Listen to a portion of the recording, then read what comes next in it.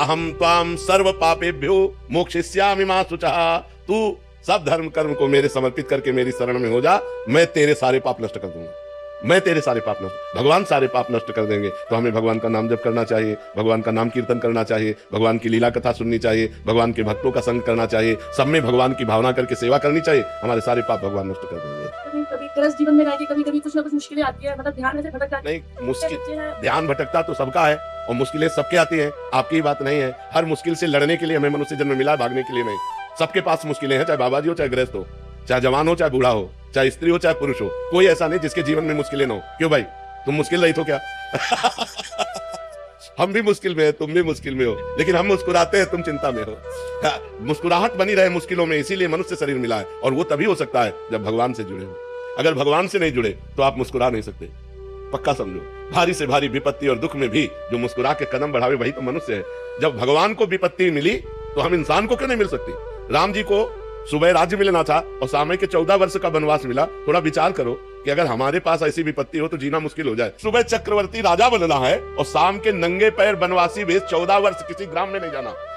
14 वर्ष तक वनवास, कंदमूल फल पे जीना, कभी रोटी दाल नहीं खाना।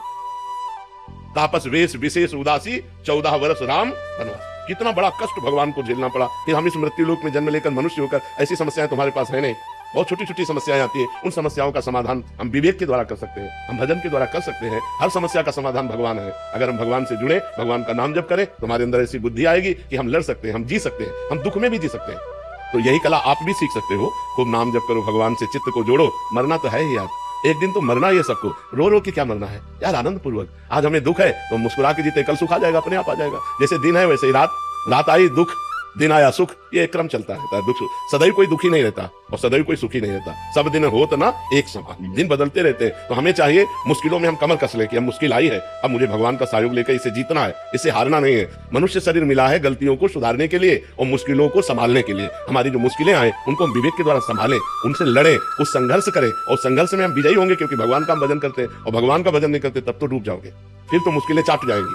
अगर भगवान का भरोसा है और भगवान का भजन है तो बड़ी से बड़ी मुसीबत से भी निकल जाओगे, पक्की बात समझो। हाँ, आज अगर हम आपके सामने बोल रहे हैं, हंस रहे हैं और जी पा रहे हैं तो सच्ची मानो, शपथ पूर्वक कहते हैं, कसम पूर्वक कहते हैं कि केवल हम प्रभु की शरण में तुम जी पा रहे, नहीं जी नहीं पा सकते थे। और अब मस्त रहते हैं क्योंकि प्रभु की शरण में मरना तो एक दिन है यार, है बिल्कुल मस्त रहना चाहिए। मनुष्य जीवन मस्ती के लिए मिला है, वो मस्ती तभी रहेगी जब भगवान से जुड़ोगे। अगर भगवान से नहीं जुड़े तो मस्त नहीं रह सकते।